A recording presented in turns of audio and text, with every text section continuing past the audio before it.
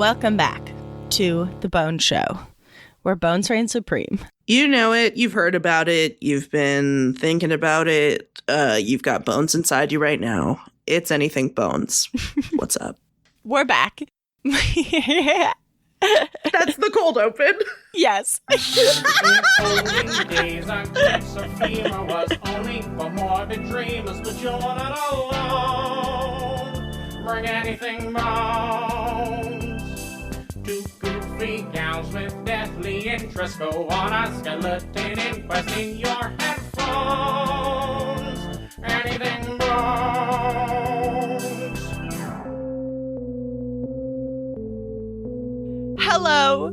Welcome back to Anything Bones. I am Sophie, the Spirit of Adventure Schwartz. And I am Katelyn, just listening to whatever's about to happen, heart. And welcome to the podcast where we talk about bones, bone-related topics, history, and disasters. Disasters are one of our favorite things. I think Katoon and I started talking about depressing stuff with each other. Later in our friendship, we started first as theater colleagues in college. Yes, and yes. When she took me to the piercing studio because the writer of the short play demanded that I take out my nose ring, and she took me there, and then it healed up over the rehearsal process, and then she took me back to get it resized. That's when we knew. That's when we knew we were best friends for life. Yeah.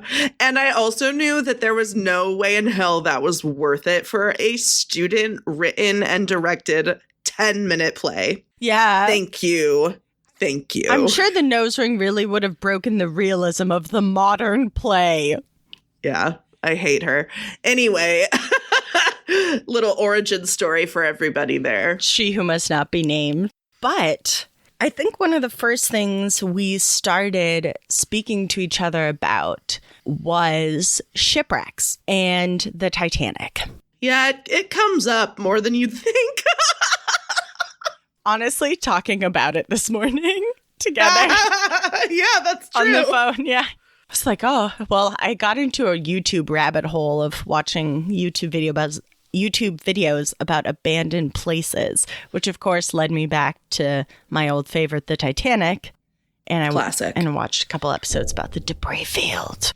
If any boneheads are in Vegas, I swear to God, that Titanic exhibit that I went to at the Luxor was the shit. My coworker and friend was just in Vegas. And I was like, you need to go to the Titanic exhibition if you go. I haven't heard if she went or not, but I really hope she did. Fuck gambling. Go see the biggest part of the ship that they have. Yeah, they have a piece of it from the bottom of the ocean. I know, it's kind of insane. I really want to go because, like so many people, we are fascinated with this shipwreck. And a shipwreck seems to be a unique event that captures people's attention whenever it happens. And one of the most famous shipwrecks and disasters of the modern era is the OceanGate sub, the Titan, which imploded at the bottom of the ocean in June of 2013. 2023? 2023. 2013. I was like, wait, this Jesus just Christ. happened. Yes.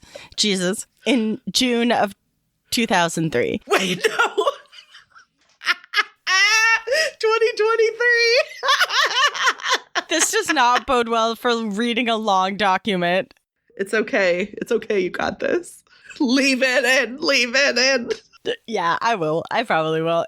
We're a little out of practice, but I'm just really excited to share this stuff with you because... Oh, God, I'm so excited. The chokehold that this story had on the both of us. Exactly. And on the world and the internet at large. Because I remember we actually started texting about it.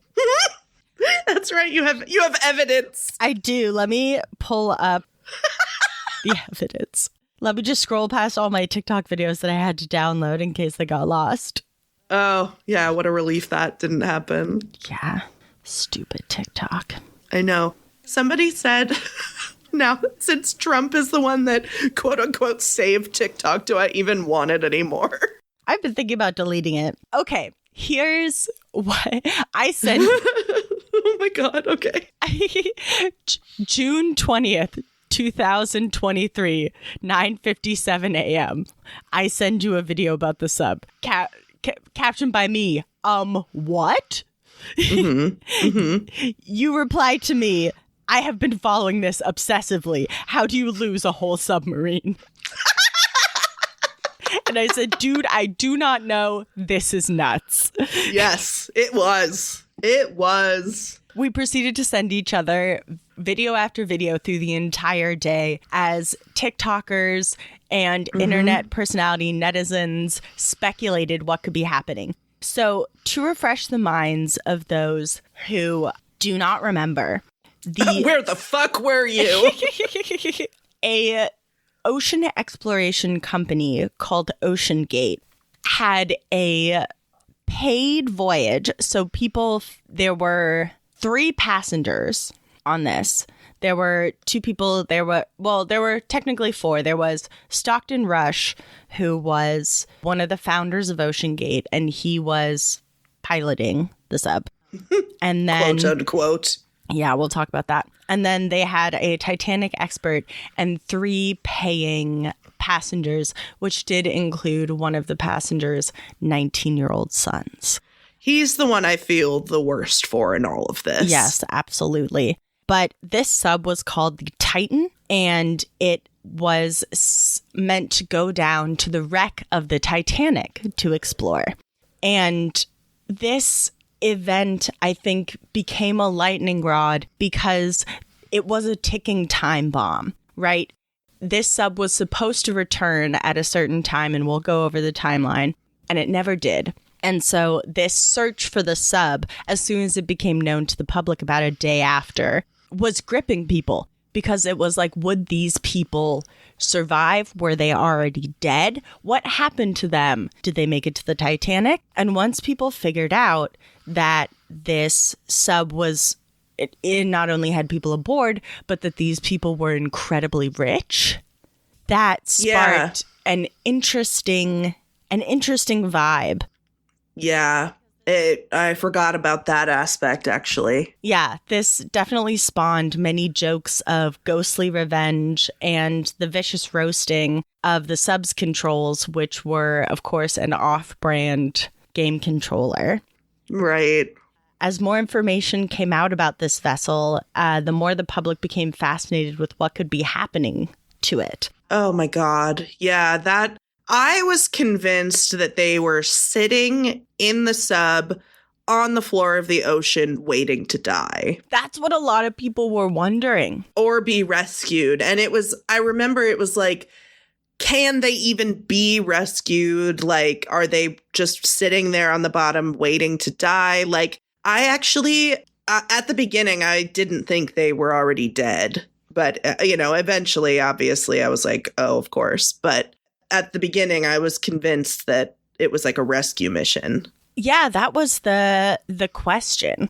Because there were these 3 days where people watched and wondered, with this morbid fascination, waiting to hear what had become of the Titan. And there were, the internet, of course, was flooded with conversations about whether the wealth of the passengers and their millions of dollars outweighed their one life that they have on this earth. And, how long did they have to wait to die? Was it drawn out or was it quick? And in the minds of the public, I don't know if you remember, but these people became these abstract characters for a moment who kind of existed between life and death. Totally. I remember people being like, why are we spending all this money to go and rescue them when they put themselves there too? Yes. Part of the conversation. I also remember at the time wondering if they had landed on the Titanic and damaged it. I love that Katelyn's out here going, I'm worried for the safety of the Titanic. I'm worried for, well, we already know it's falling apart. So I was like, God, if they fucking landed in the middle of it, it's destroyed. I mean, yeah, the Titanic was not harmed during this, but we'll talk about another shipwreck that possibly suffered at the hands of Stockton Rush. Interesting. This story has so many crazy twists and turns. there were so many moments in the production of this sub where decisions were made that cost lives. And we'll see, you know, this whole story, and we were talking a lot about this when it was happening, was, you know, it's a hubris of man thing. And really a hubris of one man, Stockton Rush. Yeah. Oh my God. I'm just like, I'm putting myself back there like, whoa, that was so insane. It was all I could think about. It was. And it had such a global grip. Well, and literally weren't multiple like organizations between different countries working together to try and find them? Like, yes. That's something that I sort of remember, that there were different like organizations in different countries that were all working together to try and figure this out. Absolutely.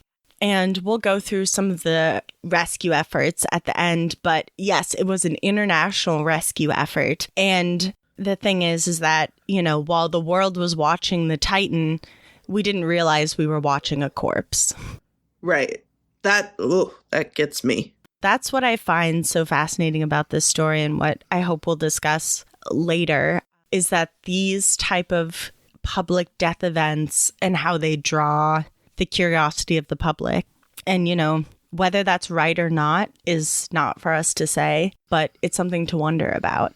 Mm-hmm. My sources for this are extremely extensive. So if you would like to check out my sources, please do. But I would like to shine a special light on the BBC, because I have 1, 2, 3, 4, 5, 6, 7 articles from them.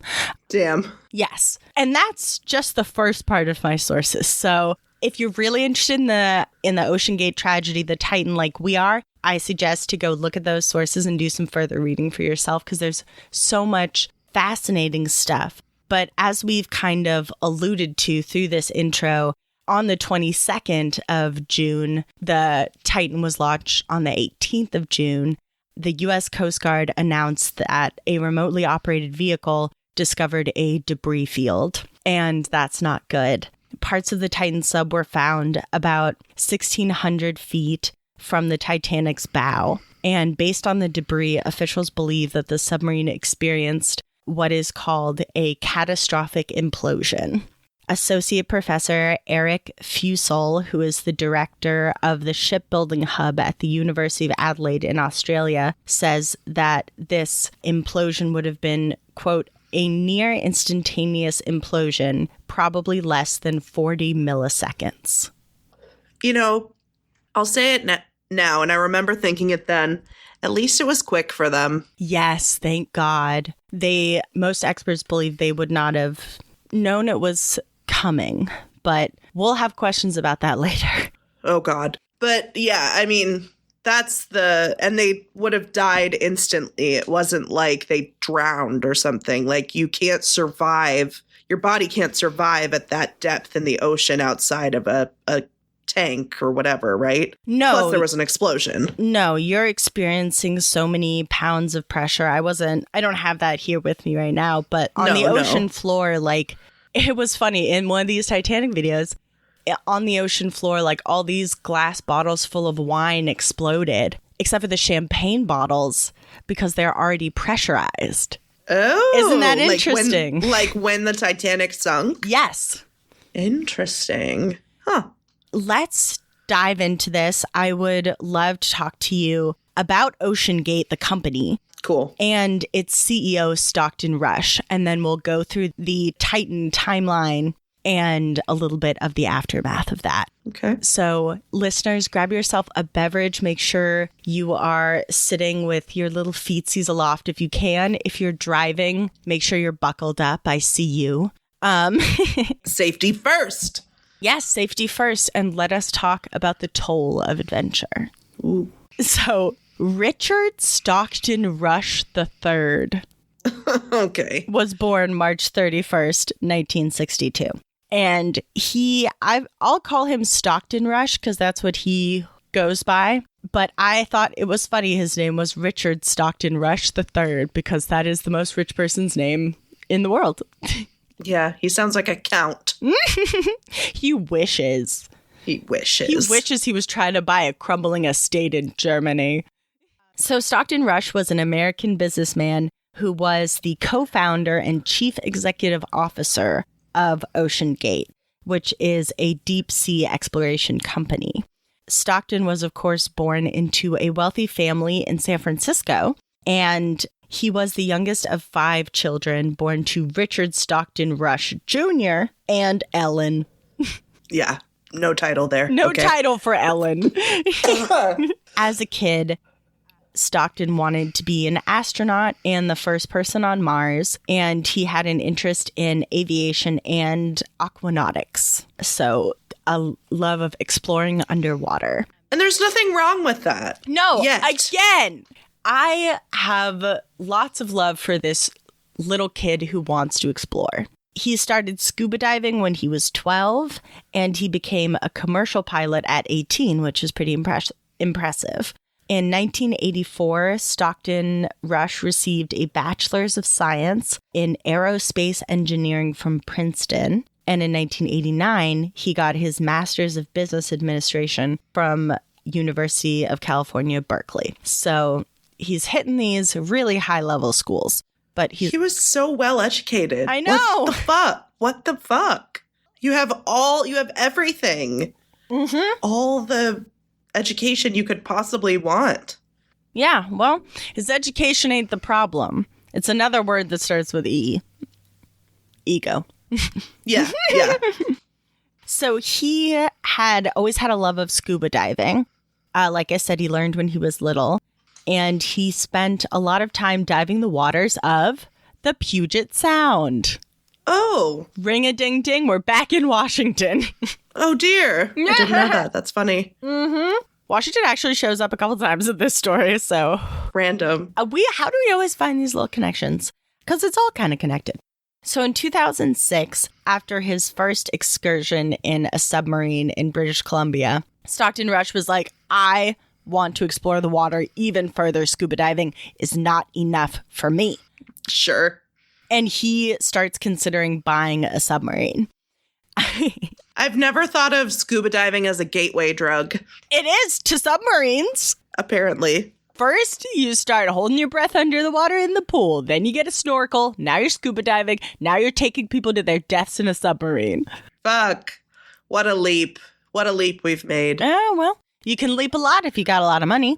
Yeah. And Stockton found out that there were fewer than 100 privately owned submarines worldwide, and he couldn't get one. Okay. Why couldn't he? What? He wasn't able to purchase one. And so he was like, you know what? I'm going to make a miniature submersible using blueprints that I got from a retired Navy submarine commander. See, this is not a DIY situation. You don't DIY a submarine. Yeah, ego is playing a big role in this because, I think part of being a good human is maybe knowing your limitations. Because, yeah, exploring the ocean is really cool, but it's not worth dying over. And if you're going to depths like he wants to go to, you have to do it the right way.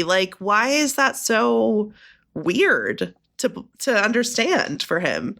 I think what you'll come to understand is that Stockton Rush believes that everything he does is the right way.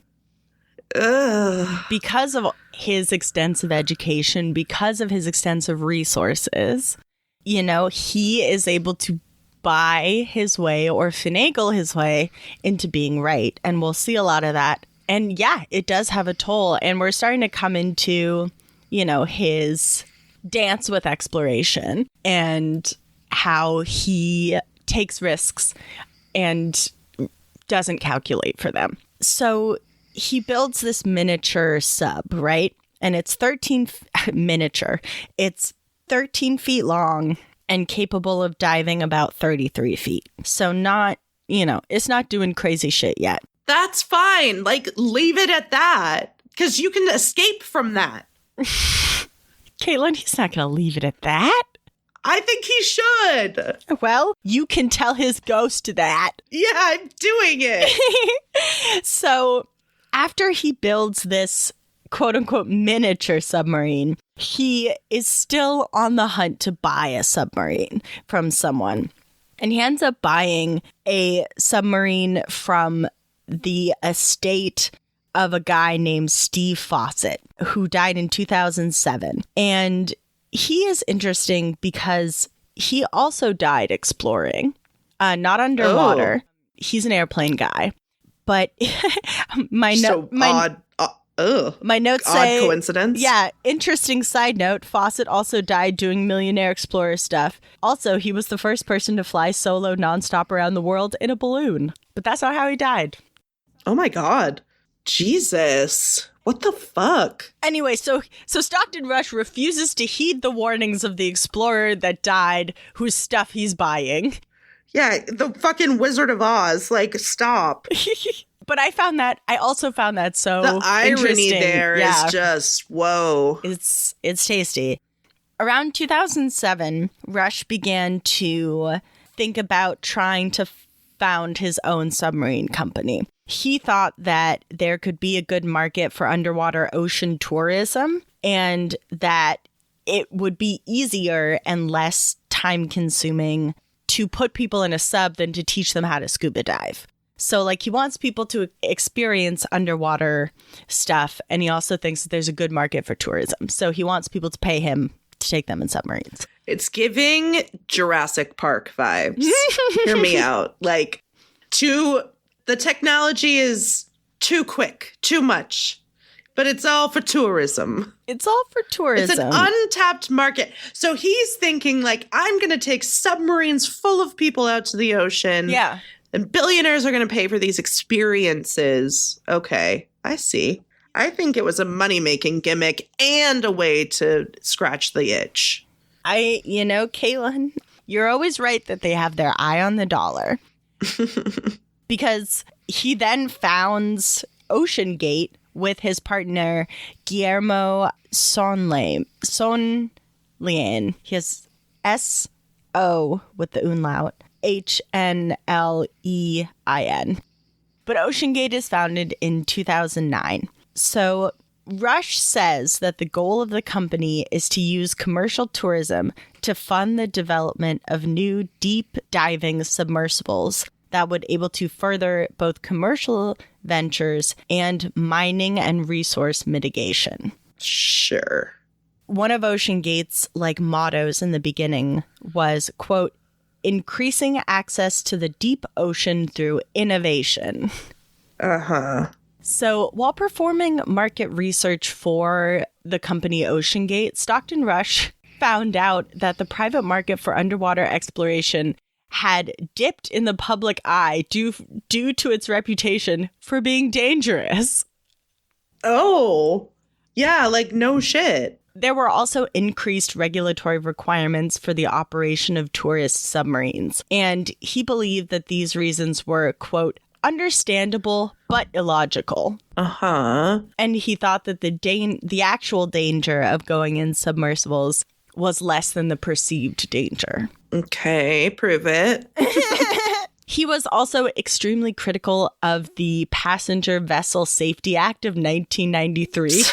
Yeah, what a bummer, man.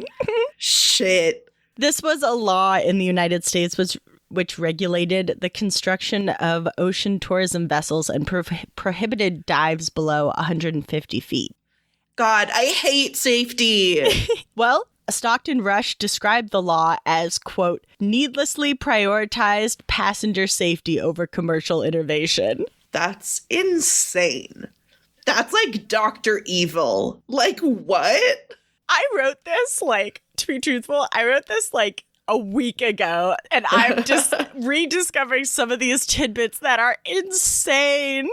Damn. This guy, do this all you want, but his actions are going to kill people, literally. They literally it's are. Insane. If he had done this by himself.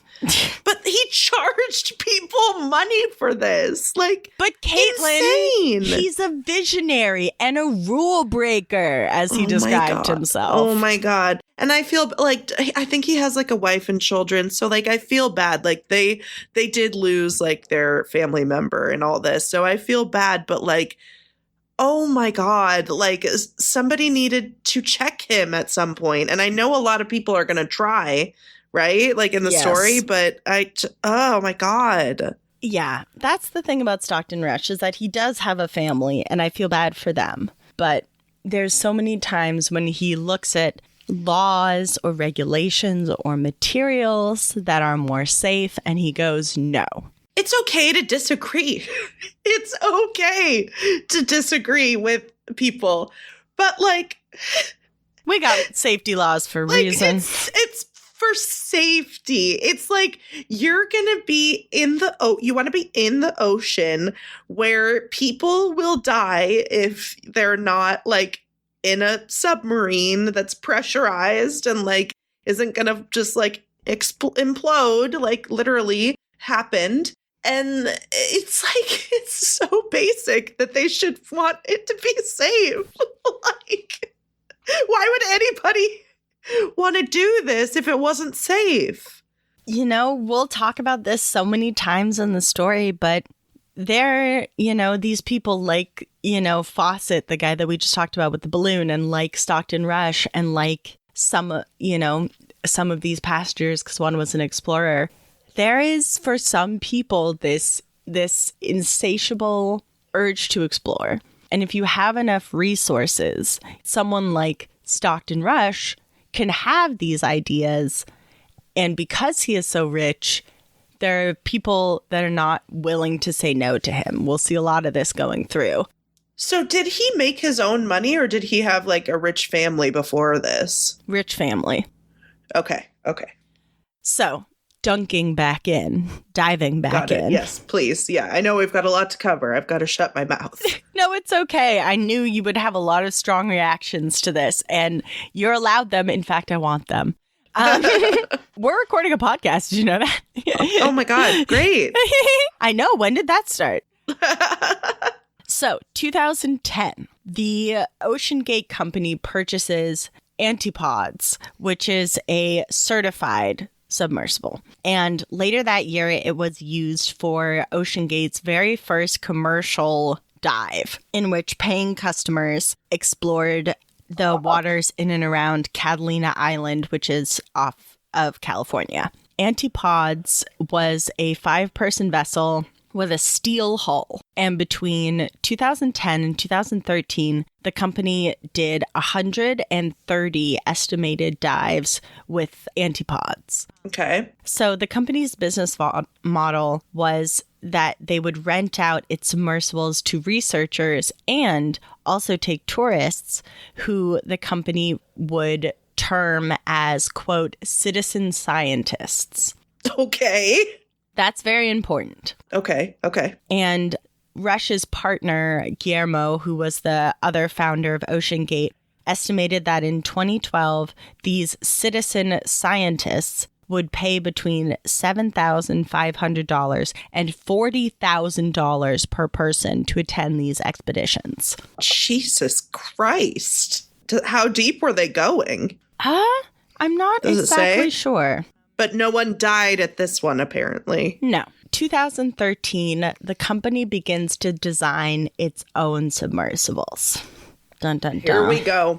So their aim was to have unique designs that were allegedly cost effective.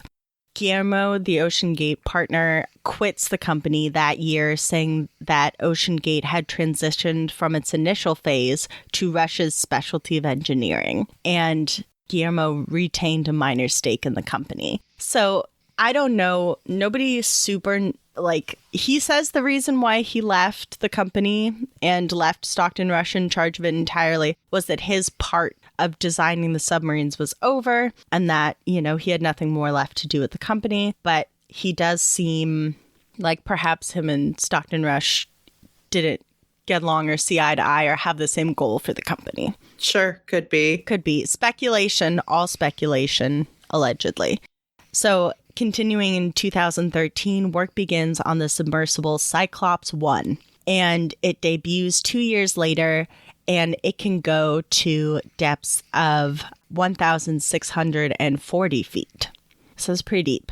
That's pretty deep. And so Cyclops was created in collaboration with the University of Washington and Boeing. Oh, hello. So the hull of this submersible, the Cyclops 1, was planned to be a carbon fiber hull, but OceanGate instead acquired a 12-year-old vessel named Lula from a company in Aerosols, and it took out the cylindrical steel hull of this vessel and used that to create Cyclops 1. So in 2015, they unveil Cyclops, and they were like, woohoo! And the same... Yay, we did it! Yeah. It's an old ship refurbished. And the same year, the company relocates its headquarters to the port of Everett. Oh, shit, okay. In Everett, Washington. Yay! Wow, shit. That's close. So 2016, Cyclops dives to the wreck of the Andrea Dora, which is an Italian ocean liner that lies at the depth of 250 feet in the Atlantic Ocean. Later that year, they begin on Cyclops 2. So OceanGate contracts with this company named Spencer Composites in 2017 to design and build the cylindrical carbon fiber hull of the Cyclops 2. It was originally supposed to be entirely made of carbon fiber, but a smaller model of the sub failed pressure tests, so they switched to a version that would have titanium domes on either end.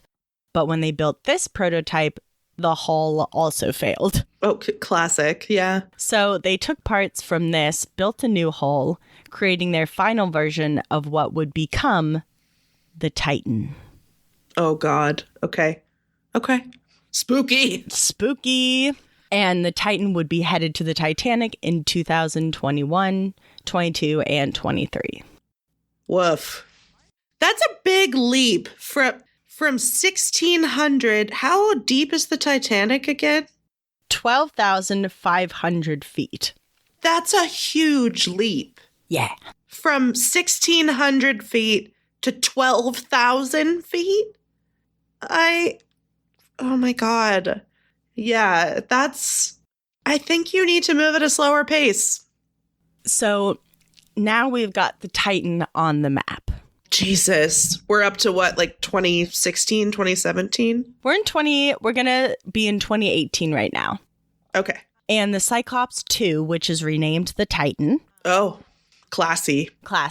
Rush describes it as, quote, an amazing engineering feat during its launch in 2018. So what made the Cyclops/Titan different from other deep sea subs? Because there are subs that are built for science, these unmanned subs that do go to the Titanic. Yeah, totally. Love it. There's a reason we know so much about the Titanic. It's because there are subs that are capable of going down that far. The whole fucking thing is mapped. Like, you don't need to see it up close and personal. You don't. But also, can you imagine? I don't want to go there. Too spooky. I don't want to go up into space, and I don't want to go 12,000 feet under the sea level. You want to stay right here on land? Yes. That sounds good. But let us talk about what composes a submersible. Yeah. Okay. What made the Titan different? Because people were going to be in it. I mean, yes. But let's talk about the materials. So up until the Titan, the hulls, or like hulls/cabins where the people would be of submersibles, are usually made of a solid metal. Titanium is a really good choice because it's known for withstanding intense tension and compression. However, the Cyclops 2/Titan was mostly made of carbon fiber, which is less expensive, but it also can be unpredictable when dealing with compression and pressure. Also the shape. the hull of the traditional submarines are spherical. And a sphere allows pressure when you're deep down in the ocean, 12,000 feet underneath. The intense great pressure. And so a sphere helps it to be distributed more evenly throughout the structure of the submarine. Okay. The Titan, however, was more of an oblong shape. More of a chalice. More of a pill. Okay. And so that pill shape made it less good at distributing the pressure of deep sea forces. That makes sense. Let's talk steering. Oh, okay. Must we? Well, we must. Famously, the Titan was controlled by a video game controller. You're a billionaire. Why? Yeah, I mean, come on. Other subs are usually have like either computerized steering systems or at least like more specialized equipment. Not a wheel. Joysticks. Yeah. A throttle. I don't know. The things that, airplanes have and shit. I feel it should be welded in some way. It had to be anything other than that. Oh my God. So transport. This is something that I don't think was talked about a lot online, but most submersibles are carried on the ship, right? Like you got a bigger ship for the Titan. It was the Polar Prince, which we'll talk about later. But usually you got a ship on top of a ship, classic ship. Yeah. They do that in the movie Titanic at the beginning. They're like on a ship at the surface and they're sending a robot down to look at the Titanic. Exactly. Or a submersible, actually. Yes. One made for science that works. Yeah. And is unmanned. Yeah, exactly. The Titan was towed behind the Polar Prince. That's right. Like on the highway. Yeah, like it was a trailer. And a lot of people think that because weather was rough at that time, because, when they go to do these dives, we'll talk a little bit about this later, but you have to wait for the right weather conditions, and weather is rough out there in fucking like Nova Scotia or wherever the fuck the Titanic is. And so this thing, when it was getting pulled out, there was getting bumped and bounced around, bouncing behind this giant ship, taking its wake the whole time. It's a terrible idea. I don't want to spoil anything, so you can cut this out. Wasn't it left outside for a while? It was too. Oh, God. I mean, it doesn't seem like a good idea. Don't leave it to the elements. Put it in a storage container, a airport hangar, like something. Yeah, there were many no-brainers in this case. Oh, God. And lastly, what differs Titan from other submersibles is that it was not certified by a third party. No, why? Because rules are dumb. OceanGate stated in a blog post, quote, "Bringing an outside entity up to speed on every innovation before it is put into real-world testing is an anthea to rapid innovation," end quote. That's not true. Especially, I feel like you're doing something that's never been done before, right? Like, yes, this is a uniquely built vehicle, and every other submarine gets certified by a third party.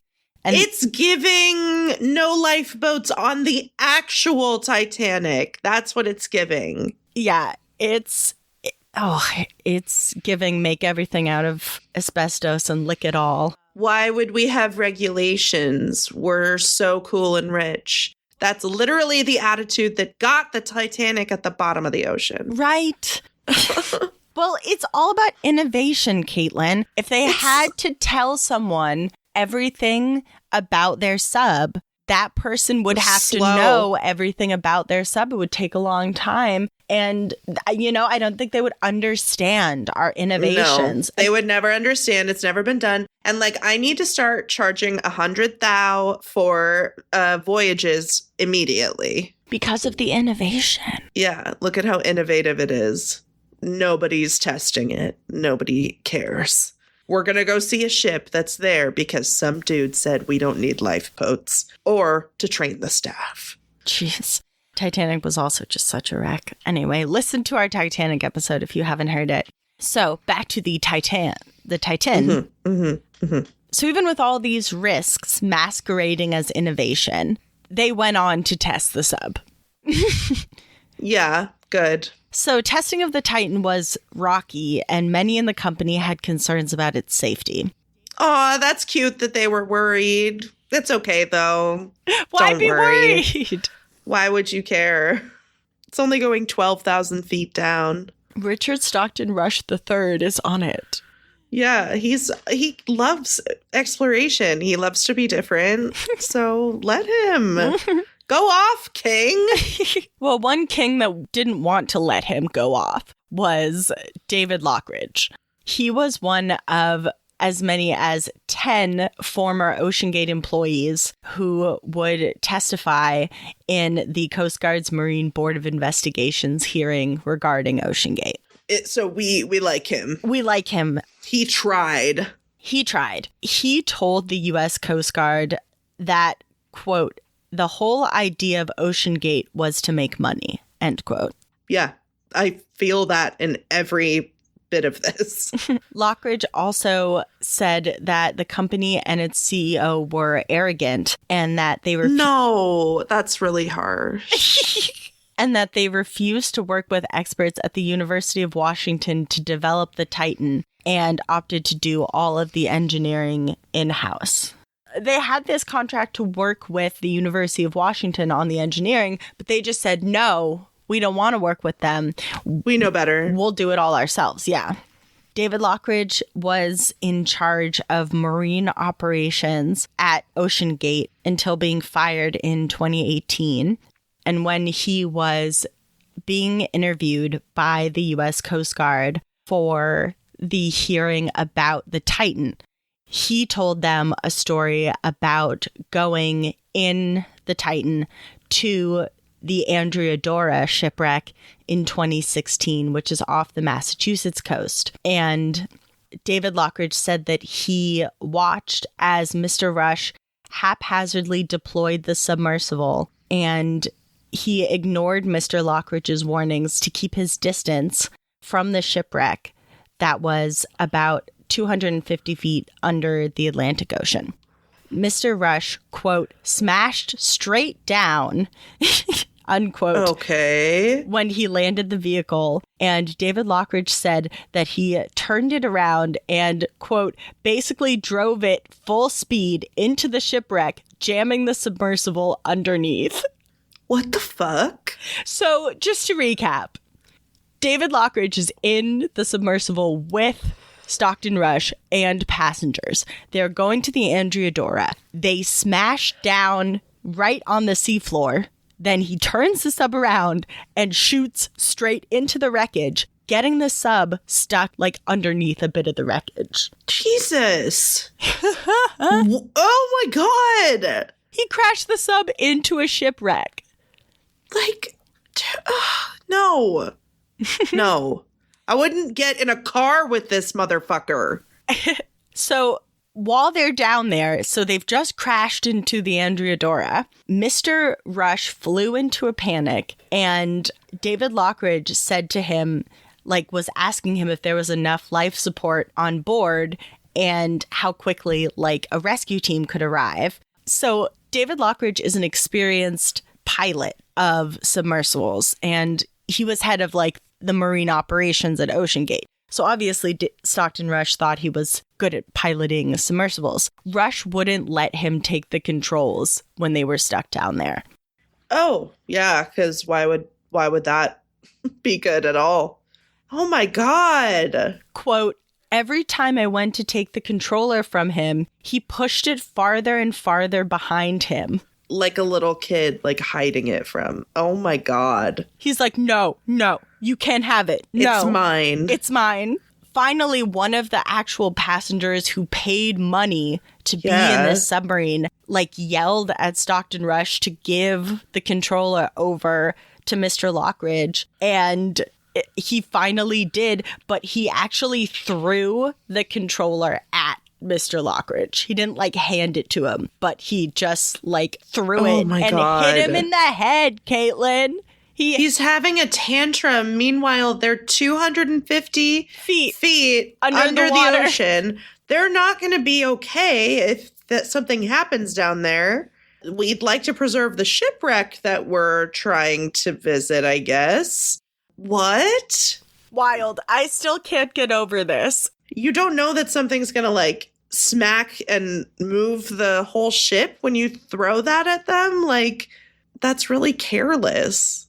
And it's just childish. What?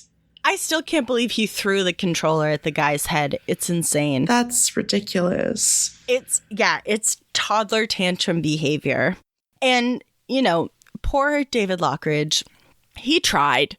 He really tried.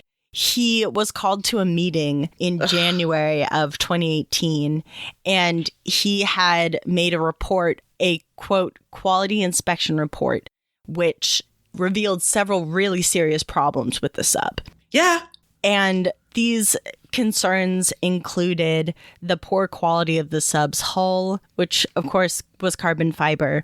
And there were also issues with how the Titan was being tested. So he told the Coast Guard hearing, quote, "That meeting turned out to be a 2-hour, 10-minute discussion on my termination and how my disagreements with the organization with regards to safety didn't matter," end quote. Oh, well, what can you do at that point? That's you're fired, so that's it. And this whole meeting is recorded, this 2018 meeting. My God. And the transcript is wild. It has Mr. Lockwood saying, quote, "I am addressing what I view as safety concerns I have mentioned verbally, which have been dismissed by everybody," end quote. Stockton Rush is recorded as saying, quote, "I've listened to them and I have given you my response to them and you think my response is inadequate." He continues to say, quote, "Everything I've done on this project is people telling me it won't work. You can't do that." He goes on, quote, "I can come up with 50 reasons why we have to call it off and we fail as a company. I'm not dying. No one is dying under my watch, period." Well, yeah, he said his fucking piece. This guy came to him with a whole report of what he thought was wrong with the sub, and he just shook his head and said, I disagree. I don't think what you're saying really matters. See, something that we need in science is repeatable, reliable data. So we need, when we're doing something that we've never done before, let's have multiple experts weighing in. And let's fucking pay for the best. Let's get the titanium instead of the fucking cheap carbon fiber bullshit. But carbon fiber's innovative, Katelyn. What the fuck? So after he gets fired, David Lockridge goes to the U.S. Occupational Safety and Health Administration. Fuck yeah. OSHA. But the U.S. government agency was slow to act and failed to do anything. And after increasing pressure from OceanGate's lawyers, he actually dropped the case and ended up signing a non-disclosure agreement. Fuck. Man. Yeah. He did everything right. Yeah. And the inquiry, this Coast Guard hearing, found that if OSHA had stepped in, this tragedy could have possibly been averted. I believe that. We'll never know for sure, but I believe it. All right. 2019. Here we go. A submersible expert goes on a test dive in the Titan. And as he's in the Titan, he hears cracking noises. No, sir.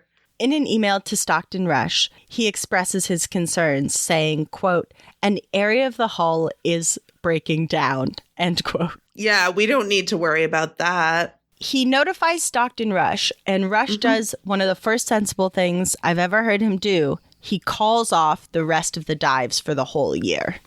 Wow. right? What a saint. What a saint. Now we are in July of 2021. The Titan makes its very first trip to the Titanic. Oh, congratulations. Congratulations. However, most of the dives are canceled or aborted during this year due to weather and other complications. Okay. So this first dive, it was successful. Yes. Like, damn. I mean, yeah, that's great, but let's shine in this moment. Yeah, great, team. I mean, I bet they probably did feel like they were on top of the fucking world. 'Cause, like, okay. I know that you don't ever want to see the Titanic in a submersible, but I can't imagine how amazing that would be. There's no way I would do it because I know all of this that I'm telling you now. Yeah. But I can't imagine seeing it up close and personal. Can you? Like, it'd be crazy. It'd be astounding. Like, the aura that of death and tragedy and life and experience that must just come off of that eerie, decaying hull. Like, I get imagine. the willies just looking at pictures and like going to the museums at the Luxor in Las Vegas. But I would not pay $250,000 for a seat, which is what it would be, what Stockton Rush was charging in 2021. Oh my God. I can't even imagine. Huh. Okay. It gives me anxiety just thinking about being down there. I mean, I am so glad that they had some successful missions, but I know where this is headed. So it gives me anxiety thinking about being charged $250,000 for anything. Yeah, that's insane. And Stockton Rush, as we heard earlier, he used to call the people who rode in these submarines, he used to call them citizen scientists, right? Okay, sure. Now they are being called mission specialists. No! Call them spies of the ocean. Who gives a fuck? What's in a name, right? Yeah. Mission specialists. Eat my... Sorry, God. There is a man named Carl Stanley who is the owner of a Honduras-based deep-sea diving exploration company. And he said during his testimony in the Coast Guard hearing, because they called a number of specialists from around the world who do this professionally and don't kill people. Whoa. And he said that the use of the term mission specialist was, quote, clearly a dodge of getting around U.S. regulations with passengers, end quote. Totally. Because if you call them passengers, you have to go with passenger safety laws. But if you call them mission specialists, they're along for the ride. They're into it. But it's like, ugh, I hate this kind of shit. Like when... Like, do you remember the people who worked for Abercrombie and Fitch? They used to call them models, but they were just salespeople. I went for a job interview recently for a designer position. It wasn't a designer position. It was a sales position. Call it what it is, people. They're passengers. Oh, my God. Yeah, it's very short-sighted. Incredibly short-sighted. Much like the Titan. Okay. Which... During its 13 dives to the Titanic in 2021 and 22, the Titan had 118 equipment issues. How many times did it go down? 13.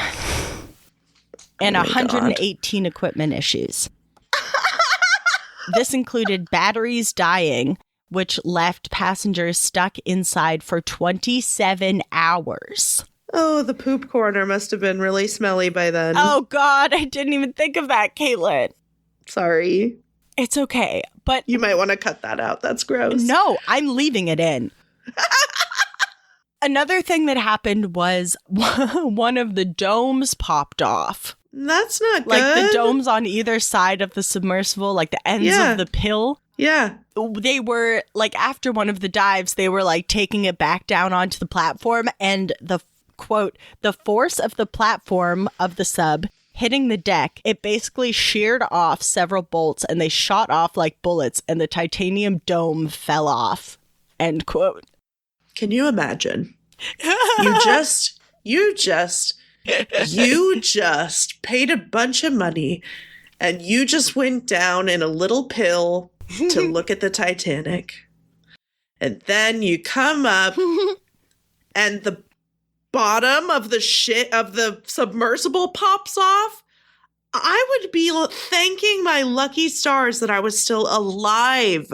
I wouldn't believe I was alive. I would be like, oh, this is my intro to the afterlife. That's insane. Yes, even after all these red flags, OceanGate decided to keep scheduling dives and keep taking paying customers on these dangerous trips. Of course. Yeah, nothing surprises me. Continue. So in June of 2023, after 4 other OceanGate missions to the Titanic with inconsistent dive conditions, Mission 5 was ready to begin. Oh, God. Once the towing ship, the Polar Prince, had reached the wreck, it was time for passengers of Dive 88 to set out on their journey. On the morning of June 18th, preparations for the dive began at 5:48 a.m. By 7:30, the 5 passengers were on the small boat that was being towed out to the sub. At 8:30, 5 members of Dive 88 load on to the Titan, and the dome is secured. And let's hope it is, because it popped off one time. Yeah, I hope you did. At 8:55, the platform is vented, causing it to sink to the operational depth of 30 feet below the surface of the water. So we are setting off. Yep. At 9:14 a.m., according to the Polar Prince log, the Titan disengages from the platform, pulls away, and proceeds to dive with the 5 passengers on board. And to remind you of our 5 passengers, we have Stockton Rush, the man himself, the CEO of OceanGate, yes, Shazda Dawood, who is a 48-year-old Pakistani-British businessman, Suleiman Dawood, who is his 19-year-old son. So sad. Hamish Harding, who is a 58-year-old British businessman, and Paul Henry Nargolet, who is a 77-year-old French deep-sea explorer and Titanic expert. Oh, man. Don't we find out eventually that the 19-year-old didn't even really want to go? Yeah, we'll get into that later. Oh, God. Okay, sorry. Continue. So the Titan officially begins its dive at 9:17, and support staff on the Polar Prince asked what the submersible's depth and weight, as well as if it could see the Polar Prince on its onboard display. So just check-in questions. Okay. Communications with the Titan were patchy, but after an hour into the dive, the Titan messaged, "All good here." The Polar Prince received a ping from the Titan approximately every 5 to 10 seconds. So that's just like, it's constantly pinging as they're going down. Communications continued throughout the descent, and there were no transmissions which indicated trouble or emergency pertaining to the Titan. At 10:47, the Titan messaged back to the Polar Prince, quote, "Drop 2 weights." And so the depth of the Titan is about 3,341 meters at this time, which is about 11,000 feet. Oh, damn. They're almost there. They're almost there. Oh, that's so sad. Anyway. So at this depth was the last message that was sent from the Titan. 6 seconds after that, at 10:47, the Titan was pinged for the final time. At 10:49, the Polar Prince sent a message to the Titan that said, "Lost tracking." There's no response. The Polar Prince continues to message the Titan 2 or 3 times a minute. No response. Damn. Oh, God. So at 11:15 a.m., the master of the Polar Prince is told that there's a loss of communication with the Titan. And according to the mission director, they follow the miscommunication protocol, which is outlined in the OceanGate manual. And according to the mission director, these procedures are based on the last known position of the Titan and given 2 meters per minute ascent rate. The Titan was expected to surface around 3 p.m. Right. So when the Titan doesn't come back up, the Polar Prince begins a grid pattern search of the surface. So, wait, policy is to wait until they're supposed to be back to freak out. I think so, yeah. That's kind of what I'm getting from that. Yes. Okay. Okay. I think they're trying to predict when the Polar Prince will come back up. Because they've had such patchy communications with them thus far, they think maybe they just don't have open communication with the sub. It's possible that everything's fine, but we just lost communication. Yes. And right now in the story, that could be true. Totally. I bet that was a weird couple of hours. Oh, you gotta know the vibe on the Polar Prince was not good. Yeah. Not good at all. So the grid pattern search results in nothing. Oh, hi, babies. At 7:10 p.m. on June 18th, the same day, they moved to OceanGate's loss of communications protocol. After 3 hours of searching, the Polar Prince decides to contact the Canadian Coast Guard. Okay. Because they're up there in like the Nova Scotia area where the Titanic sank. Yeah. The Canadian Coast Guard refers them to the U.S. Coast Guard Rescue Coordination Center in Boston. Yeah, I mean, they're like, this is America's problem, okay? Exactly. I mean, it's probably more complicated than that. But. Yes. They're possibly not allowed to get into it until, America says maybe America has the right equipment for it. Who knows? I'm not sure. So the first Coast Guard District Command Center enters the distress phase. So they're like, okay, this is immediately bad. Yeah. By Monday the 19th, U.S. and Canadian ships and planes are descending upon the area. They are looking everywhere they can. They drop sonar buoys, so like sonar buoys, that can monitor up to a depth of 13,000 feet. So in theory, they should be able to find something. Exactly, yeah. U.S. Coast Guard Rear Admiral John Mauder says that it is a challenge because it is such a remote area and such a large area. And if you add current into there, the variables just keep adding up. Yeah, totally. So he starts asking for help from commercial vehicles as well. So we've got both Coast Guard, American and Canadian, and just your average Joes in their commercial fishing boats and shit looking for the Titan. Damn. Which very much evokes that Dunkirk, that like citizens in action kind of feeling of like, if you've got a boat, get your ass out there. Get out there. Yeah, totally. Which I love. When did the story break? Probably the evening of the 19th. Okay. We didn't start talking about it. I think you said the 20th, but I have that screenshot here somewhere.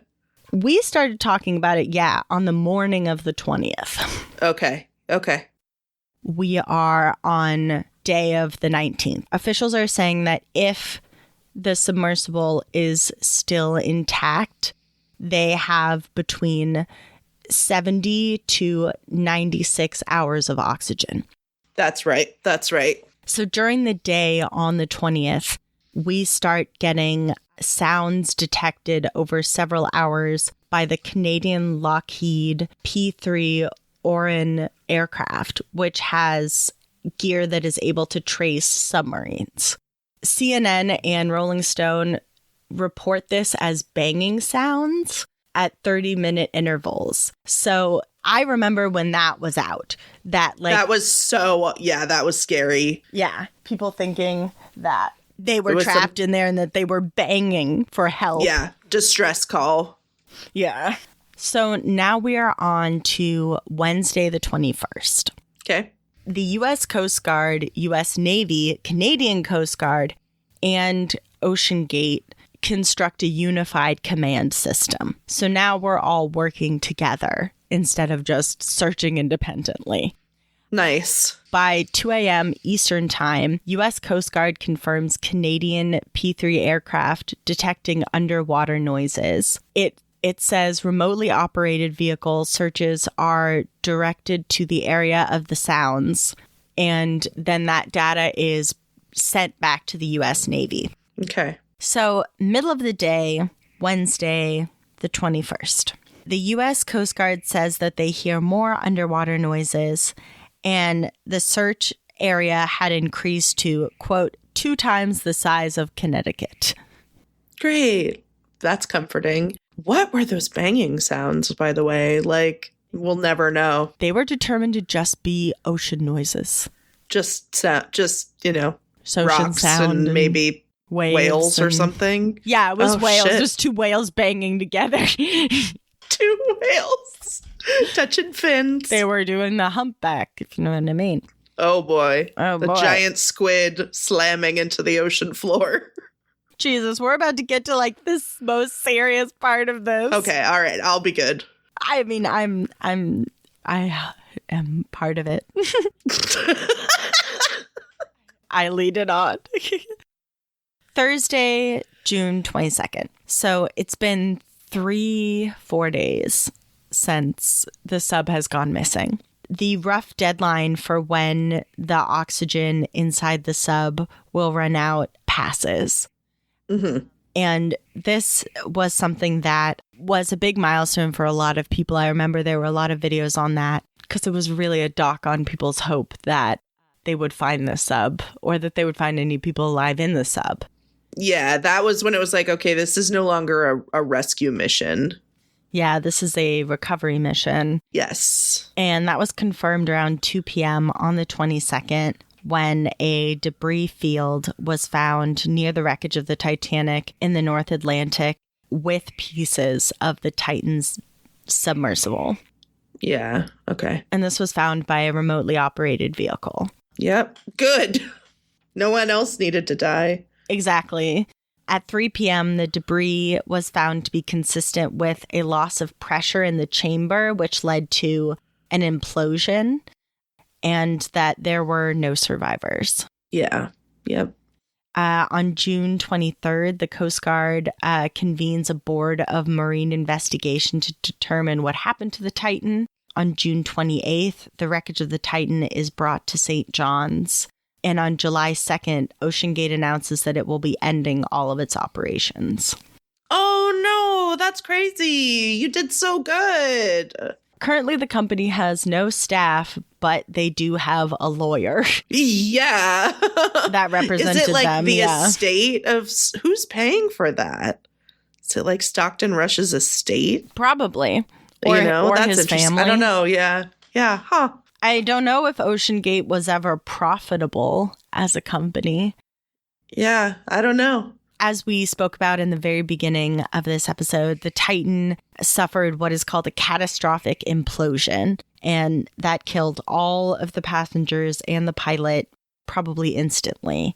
Many people think that it was because of the layers of carbon fiber mixed with resin. There was a man, Roy Thomas, from the American Bureau of Shipping, and he said that carbon fiber is not approved for deep sea subs because it can weaken with every dive and fail suddenly without warning. And the National Transportation and Safety Board presented an analysis of samples from the Titan sub from the debris field, and it showed that there were layers of carbon fiber and resin that had separated, which created voids and waviness in the construction of the hull, which made it very susceptible to the pressure of deep sea diving. That is so shitty. Yeah, and in addition to that, because of its oblong shape, it was easier for the carbon fiber to chip and crack. And it had done what, like 17 dives before this or something around that number? Yeah, at least 13 to the Titanic itself. Okay. And then so, other dives before that. So, yeah, probably repeated use and going to that pressure a bunch of times and probably no safety checks in between. Like, also diving to deep pressure and then drying the sub out completely and then wetting it again and then drying it completely. And as Katelyn said, there was some evidence that the sub had been left out to the elements in a parking lot for some time. That's right. Yep. Which probably caused damage to it. The Coast Guard, they were able to recover some human remains, but they are technically presumed human remains. It's really hard to, make definitive, categorization. They were sent to do a formal analysis by medical professionals, but I actually couldn't find any evidence that any of these people were buried in any way. Yeah, I don't think there was any way to retrieve anything. Yeah, I'm not sure if there was anything returned to their loved ones. I spent time trying to find out. But of course, mourning and grieving, I say, should be totally private if that's what you wish. Mm-hmm. But I was interested to see if there were any burials or cremations, and it doesn't appear so. No, I don't think that would have happened. That's very sad. Yeah. This story is so filled with tragedy at every step, and at every step, Stockton Rush didn't believe he was doing anything wrong. Right. He consistently ignored evidence-based science advice and findings, and he made 4 other people pay to die with him because of his own hubris. Yeah. Yeah. I'd like to conclude this story with talking about the 4 other courageous passengers that were aboard the Titan, because their only fault is their love of exploration and their love of the Titanic. Yeah, and I know that they signed a lot of forms, to go down, obviously, like, but it's to your do duty this. not to kill them. But yeah, I mean, like, you have to, it's had several successful missions. You kind of, there's a blind trust that, like, things are being taken care of behind the scenes, because that's just, like, what we expect. If we're paying for something, we expect it to be safe. Well, that's the, like, silent contract you make with a company like this, is like, you won't kill me, right? Like, I don't blame the passengers. I do blame Stockton Rush. As do I, because these were some incredible people that went on this dive. The first was Hamish Harding.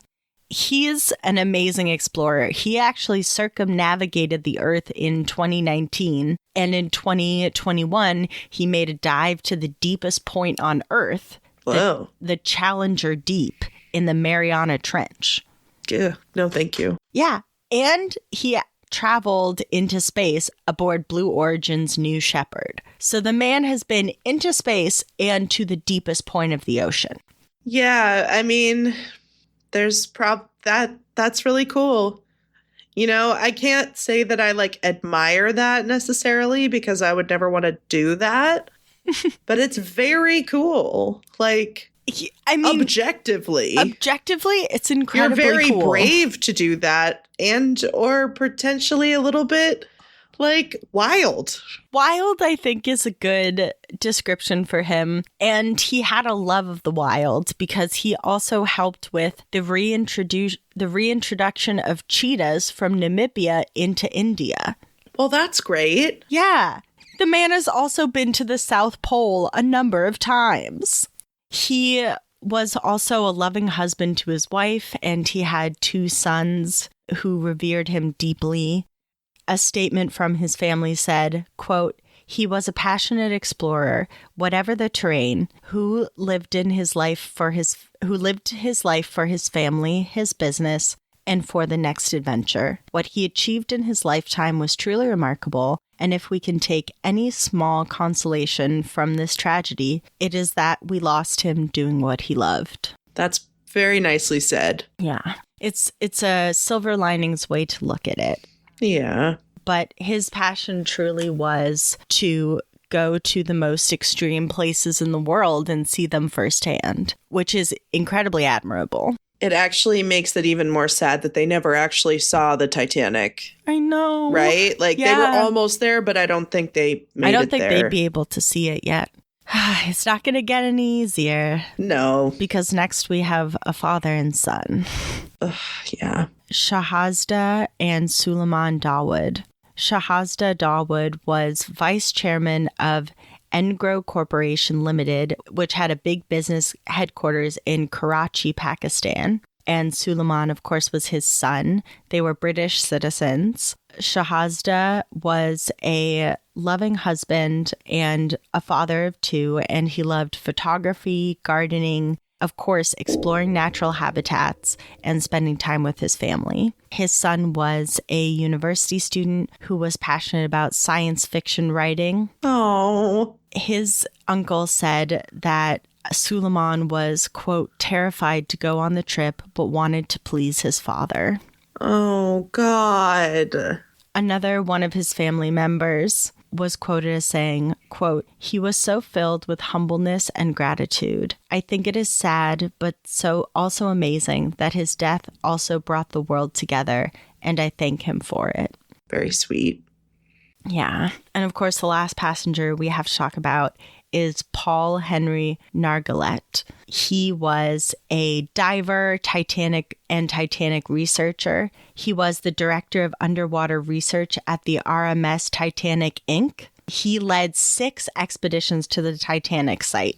Whoa, like with OceanGate? No, with other companies. Oh, okay. He had 2 daughters and a stepson and 4 grandsons. Oh, man. I know. His wonderful wife, Michelle, preceded him in death in 2017. Oh, God. Damn, that's terrible. Yeah. Oh, God. And it's just such a loss because he was one of the leading experts on the Titanic, and he was brought down there specifically to be a guide to these other passengers. And to because Stockton Rush was like, oh, people going down to see Titanic actually want to know stuff about what they're seeing. I don't know shit, so I have to bring an expert. Yeah, well, and honestly, Stockton Rush, I mean, he didn't deserve to die for all this. No. But it's just, yeah, it was a lot of negligence. Yeah. But well, it's like not... if he could have taken notes at any point, if he would have been humble enough to listen to David Lockridge, to listen to the diving expert who told him that shit was cracking apart. Yeah, he definitely should have listened to other experts. It does parallel the people that built the Titanic not bringing lifeboats with them on the Titanic because they're like, no, we're so innovative. We don't need, it's unsinkable. So the irony is there, but it doesn't, just because they were rich doesn't mean that they are bad people. It doesn't mean they deserve to die. But it also is like, yeah, they also put themselves in the situation. So they accepted some of the risk, but that, it's really complicated. And I feel terrible for these people and their families. Yeah, that's my sentiment, is that there were so many points in this where safety was disregarded and where a man's ego was put over the safety of other people. And, there's this whole thing is incredibly upsetting. And the people who lost both a father and son. Yeah. There are no words, but there would be words because in September 16th, 2024, the U.S. Coast Guard begins holding its public hearings about this disaster. Mm-hmm. And that's where most of this information comes from. These public hearings where experts, both in the field of deep sea diving, exploration, and OceanGate specifically, gave all the evidence that they had to try to piece out what happened. And, the conclusion is that this submersible had experienced so many equipment issues over the years, and that this innovative design for the new hull with its shape and materials ultimately failed. Yeah. So what can be done? Don't do this again. Please learn from this. Well, deep sea subs can undergo extensive safety assessments by independent marine organizations. There is the American Bureau of Shipping, or the DNV, which is the Global Accreditation Organization based in Norway. Almost all operators of submersibles are certified through these organizations. Okay. The Titan was not. No. A man named Patrick Leahy, who is the CEO of Trion Submarines, which is another deep sea exploration company, says, quote, I think as long as we insist on certification as a requirement for continued human-occupied exploration in the deep sea, we can avoid these kinds of tragic outcomes. Others had stronger words for the OceanGate company. Carl Stanley, who we talked about earlier, who is another owner of a deep sea exploration company, said, quote, this cannot be considered an accident. It was a crime. I can understand that sentiment. Stanley told CNN, quote, while Stockton was clearly the main actor, there are plenty of others that need to be held accountable for what happened.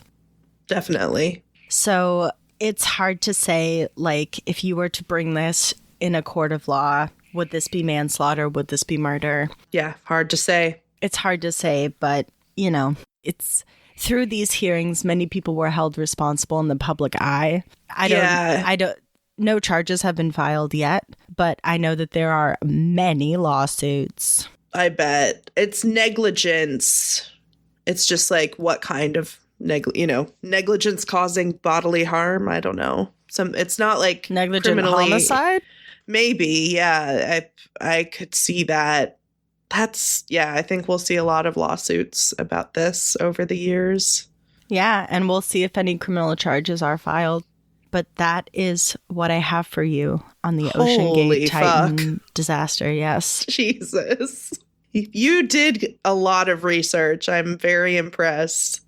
Thank you. I dug in. Yeah, dug in hard. Well, it's something I was held in rapture by this tragedy when it was happening.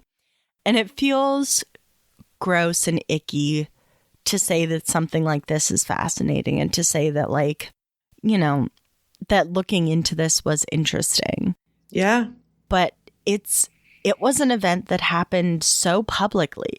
Like, you know, like the Titanic, you know, when you were talking about how it mirrors, you know, the shortcuts that were taken in Titanic's own design. Yeah. You know, people say that history repeats itself. It doesn't always, but at least it rhymes. Yeah. You know?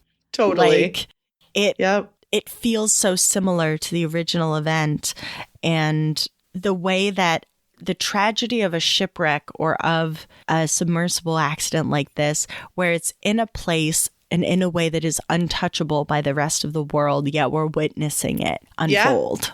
Oh, yeah. It was such a weird feeling. Like there's nothing anybody on the individual level can do. Yeah. Because they're 13,000 feet basically under sea level. Yeah, and how would they know? You know, there were no signs of distress back to the Polar Prince, so what could they have done in that moment?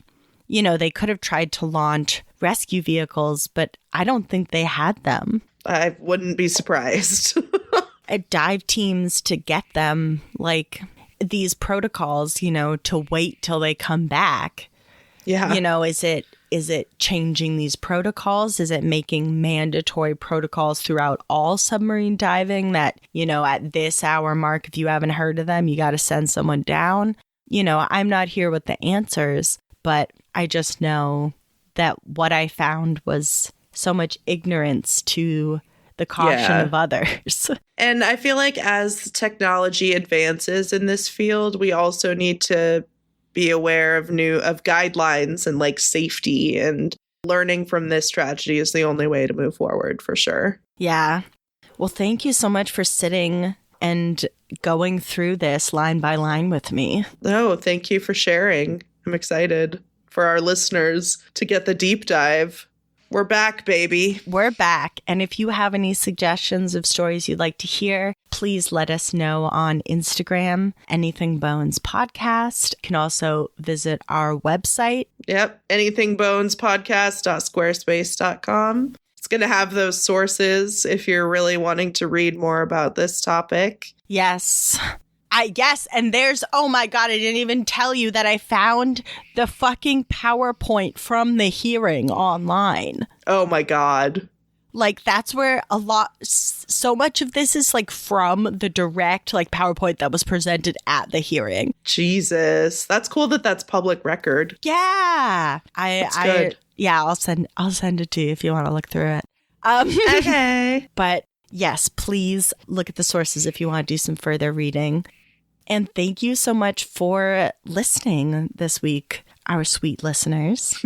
We love you and we'll see you soon. And as always, Bon